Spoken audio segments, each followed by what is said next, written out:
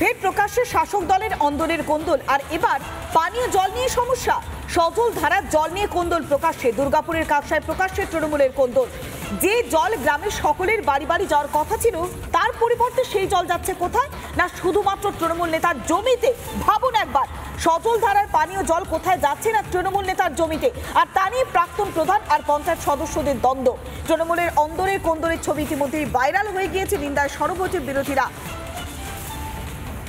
পঞ্চায়েত সদস্য আর পঞ্চায়েত প্রাক্তন প্রধানের মধ্যে দ্বন্দ্ব চরমে। তবে পঞ্চায়েত সদস্য তিনি কি বলছেন শুনুন একবার। সেটা সম্পূর্ণ ভুল করেছে।